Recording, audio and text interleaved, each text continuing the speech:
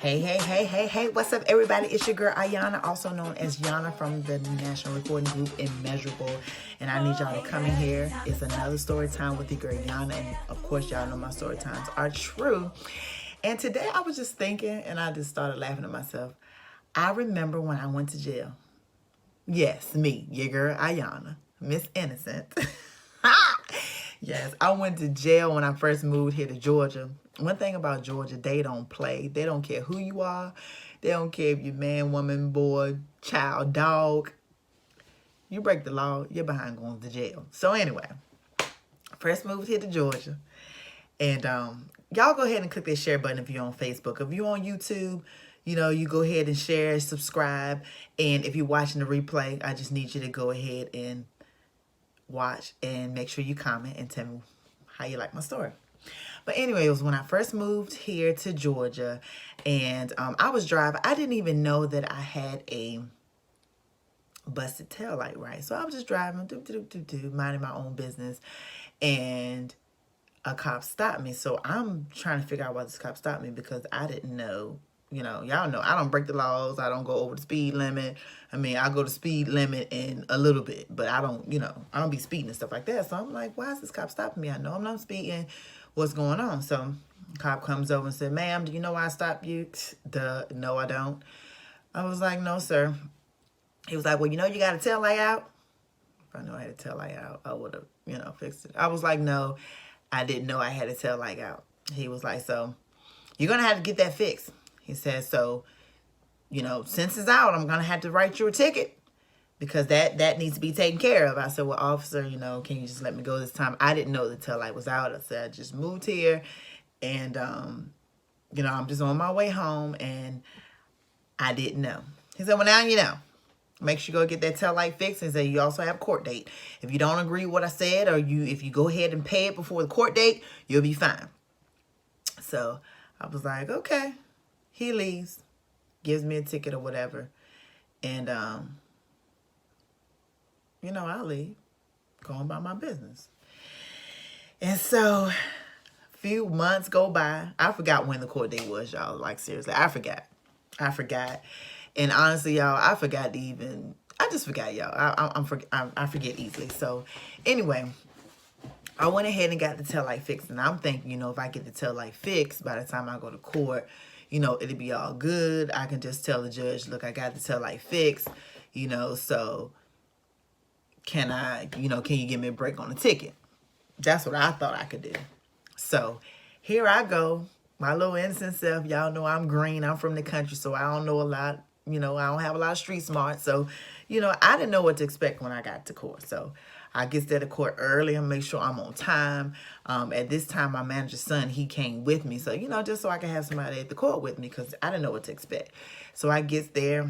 I'm watching everybody. You know, they called the people name for them to come up, whatever they did. And I'm seeing the judge, like, throw everybody in jail. Like, clearly, he's throwing everybody in jail. So I'm like, well, I only had a busted tail light, so I should be good, you know. So by this time, they called my name, Ayana Foster. They called me up. I'm going up all happy, jolly. The judge wasn't smiling like I was, so I kind of calmed down my little bubbly self and got serious. He was like, Miss Foster, I see you in here for a busted tail light. I was like, yes, sir. I'm thinking he gonna let me plead my case. He says, you know, you got a fine, you got a ticket, and you got court costs. He says, so you want to take care of that today or not? So I says, well, Your Honor, I didn't know that I had fine, court costs, and all this. I said, no, I don't want to take care of it today. So I'm thinking he gonna let me come back and pay it? Oh, no. He said, okay, you sure you don't want to take care of it today? I said, no, I don't. He said, okay, bailiff or whoever, take her on. I'm like, take me where? He's like, you don't want to pay the court fine and court costs. He's like, so you're going to jail. I said, go to jail for what? He said, you got 1 day in jail. Thank you. Next. So I'm like, no. I'm like, hold up. I didn't know if I said I didn't want to take care of it today that he was going to send me to jail. Y'all, I've never been in jail. I was so scared. So the bailiff or whoever he was, he comes over, grabs me, put me in handcuffs, and sits me over to the side with the other people. Hey, bring broke the law. I didn't think I did anything that bad.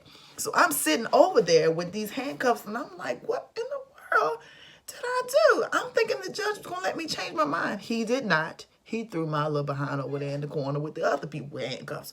So I'm sitting there. And so this guy, he like in the audience or whatever. I'm saying audience, but it wasn't the audience.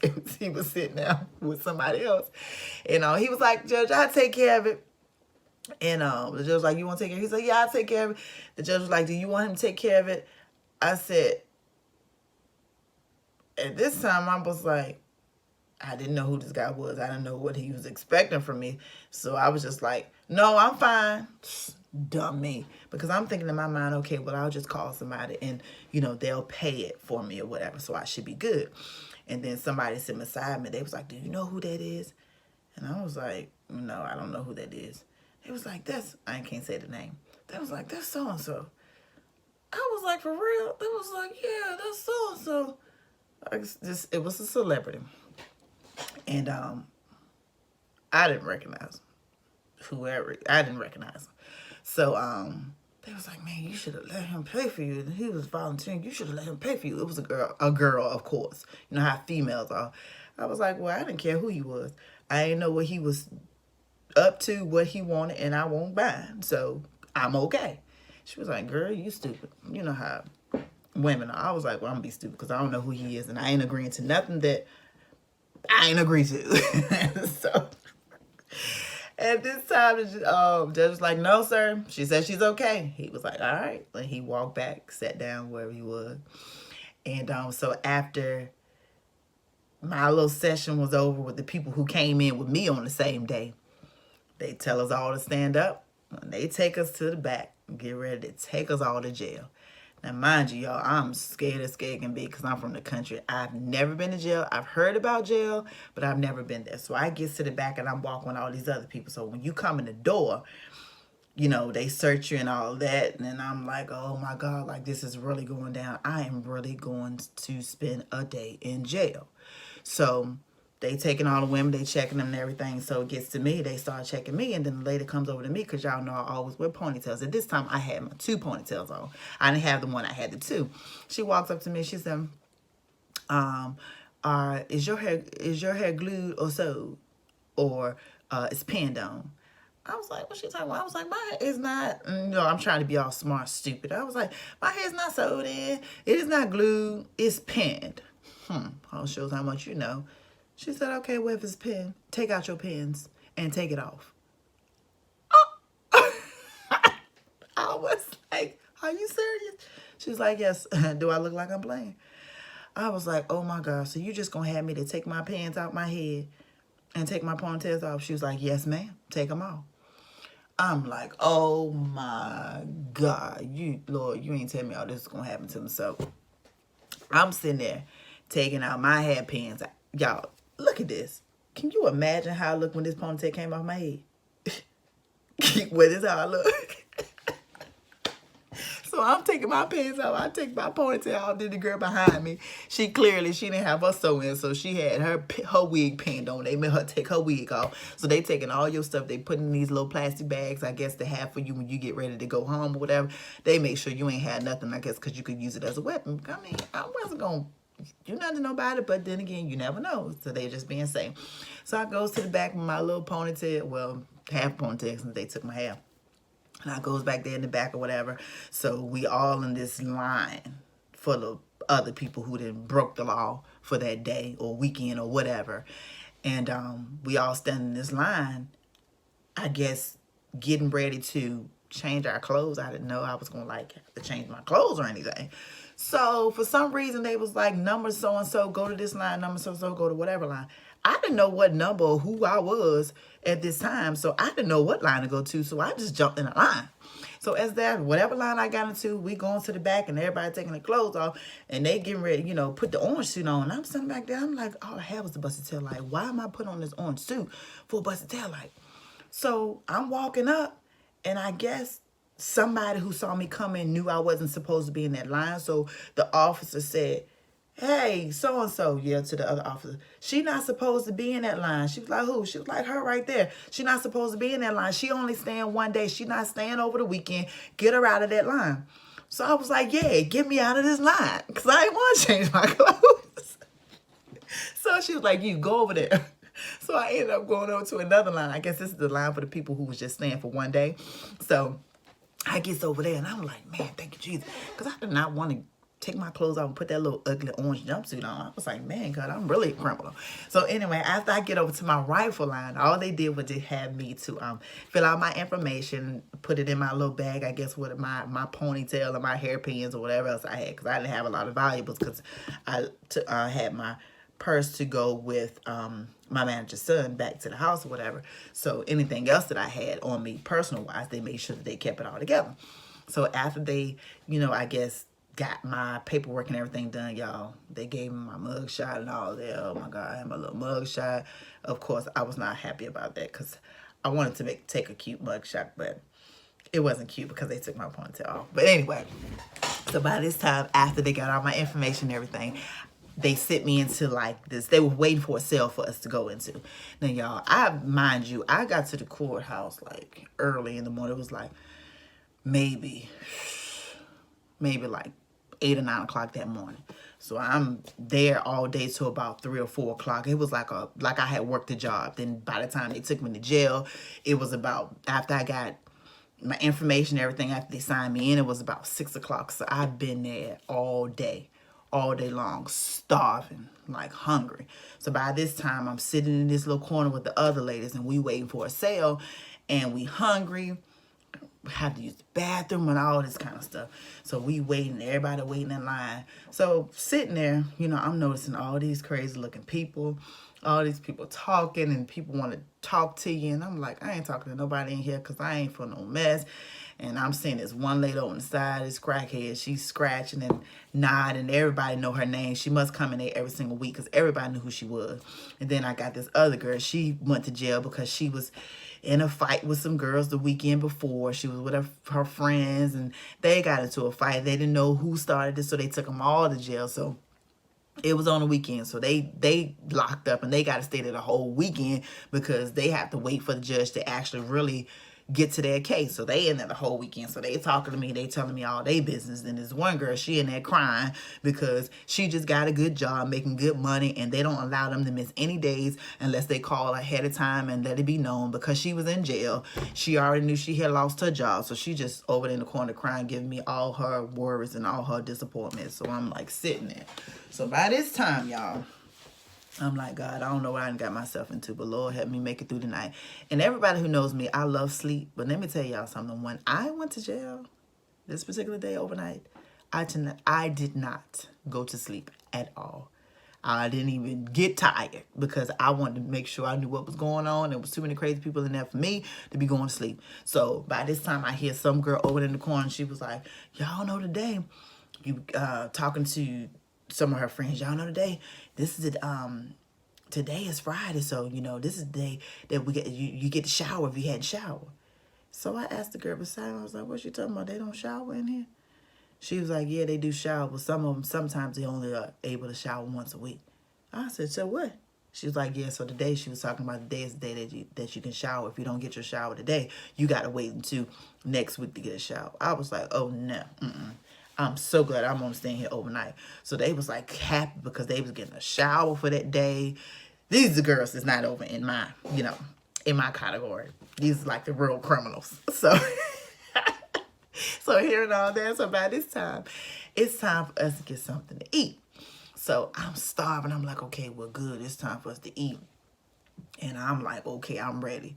So I'm thinking, food gonna be good. Do y'all know they gave us some bologna and some bread. They gave us a mustard pack, and they gave us a little cup with some orange drink in it. Not like the orange drinks you get from the grocery store, but it wasn't the orange drink that you get from the grocery store. This orange drink tastes completely like water. It was nasty. It had no sugar in it. It was horrible. The bologna, they didn't have nothing on it, but they gave you a mustard pack for you to put your own mustard on there. They didn't give you no mayonnaise. It was mustard. That was it. They put it on it was on a paper towel, And this is what you stood in line to get. Mind you, I don't eat bologna. I ate bologna all my life when I was a child. And when I got older, I refused to eat it. So I didn't want the sandwich. I tasted the drink. It was nasty. So I'm standing there like Jesus. I said I was hungry. God, I'm starving. Are you testing me? What are you doing? So by this time, I'm standing there holding the sandwich. And the crackhead lady that everybody running from because she's spitting on everybody, talking, and she smelled like pee. She just wasn't a good sight. It was horrible. She walks over to me because she noticed I wasn't eating my sandwich. She didn't eat hers. She gonna ask me, was I gonna eat my sandwich? Spitting all in my face. I said, look, ma'am, you can have it. Here, take this. And she's like, thank you. How long you gonna be here? I ain't never seen you in here before. I was like, I'm just gonna be here till the morning. And y'all, I was counting my hours down. I was like, I got 6 more hours and I'm gonna be about here. They told me I'd be out here 8 o'clock in the morning. So by this time, y'all, it's like really late. I was ready to go. And I said, so why are you here? She's like, I be in here every week. She said, I said, well, why are you in here tonight? She was like, some cop picked me up talking about I was prostitute. I said, well, I wasn't prostitute. All I did was ask the man, did he want to take me to the hotel? They can't prove I was prostitute. I said, oh, really? She was like, yeah, and he told me no. So I won't prostitute. But they locked me up anyway. I said, oh, okay. And she was like really stinking. When I said she was stinking, like it was so, oh my God. I was telling myself, if you prostitute and somebody picking you up, they really nasty. So she talking to me. And by this time, one of the officers called her by her name. I forgot what her name was. Said, get away from her talking to her. Leave her alone. And she's like, I'm just having a conversation with her. Officer was like, don't have no conversation with her. Go on back over there where you was at. So I'm like, thank you, officer. I was glad because she was like spitting on me everywhere. So by this time, y'all, I didn't know that in jail you have to get like these shots. I don't know if it's shots for hepatitis. I don't know what the shots are for. I have no idea. So they lining everybody up to get these shots right. And I'm like, okay, what am I in here getting a shot for? And what is the shot? What are y'all about to inject in me? So I'm here, everybody, talking about, hold on, here we go. I don't want that thing. I don't want to get that again. And the crackhead girl, she's like, I got to get that every time I come in here. I'm tired of y'all sticking me. Or whatever. So they tells us to line up. I line up. And I'm in this line. I'm like, Lord Jesus, like, what is they about to put in me? I was like, God, please. I don't know what's going on, Lord. I was like, but, Lord, I don't want it. Lord Jesus, help me. I was like, God, don't let them put nothing in me that's going to affect me years down the road. So the people going in there, they coming out, and they got like this little bandage. They put, the little Band-Aid on there, wherever they stuck them at. So I gets in there, and I sits there. And y'all, and what's so amazing about this is that when you are somewhere that you don't belong, you going to just shine. It don't matter. You can try to fake and act like you are part of whatever you're a part of. But, man, when you got God in you, like, seriously, and this is not trying to be church or anything like that. One thing about it, the God in you shines wherever you go. So when I went into the office with this lady and sat down, even though I was tore up, no ponytail and all, no earrings, no nothing, I sat down in the chair. And she was like, how you doing? I was like, man, I'm good. How you doing? I was just holding a conversation with her. She was like, you don't belong here. I said, she said, you don't belong here. She's like, what you doing in here? I said, well, the judge locked me up. I had a busted tail light. I fixed it, but I came to court. I said, I didn't know that I had paid court costs and fees and stuff when I got here. And I told the judge that I wasn't going to pay it today. And he said, well, send me to jail. I said, he didn't even give me a chance to say, okay, I will pay it. He just told him to lock me up. She was like, oh, I knew it was something. She was like, because I know you. I know people like you don't come in here like this. She said, you ain't supposed to be in here. She said, I don't want to see you in here no more. She said, look, let me tell you something. I'm not about to give you this shot. She said, I'm not going to give it to you. I'm not going to inject it in you at all. She said, but you got to do one, you got to promise me one thing. And I was like, what is that? She said, when you go out there, don't you tell nobody I didn't give you this shot. She said, you go out there, I'm going to put this bandage on you and you act like you got it. She said, I don't care what you do. Don't tell nobody you didn't get this shot. Now, she's scaring me because I'm saying, well, everybody else getting it. Why you ain't giving it to me? It's supposed to be protecting me. I'm sure it's supposed to be protecting me from whatever's in here. She was like, look, I'm not giving it to you. Go out there and act like you got it. I said, okay. And she said, I don't want to see you in here no more. I said, yes, ma'am, you won't see me. So I gets up, I go out with my little bench and everything, and I goes out there acting like I got it. They was like, oh, you finished that quick? I'm like, yeah, I'm finished. Yep, yep. I'm finished. So by this time, another lady comes in. It's a Hispanic lady. Oh, Lord. She don't speak no English, so she in there talk, they give you that one phone call. So I've been calling, my manager, my group member, telling them where I was at. But my manager's son had already told them that I was in jail, but I knew they couldn't contact me. So I was in there, and I'm trying to figure out, they going to pay my bail, what's going on. So by this time, I finally got my little one phone call. I called my manager. I was like, hey, look, I'm in here. I said, look. He said, well, we about to come get you. When I looked at the time, y'all, it was like maybe 1 o'clock in the morning by now. I said, look, I've been in here all day.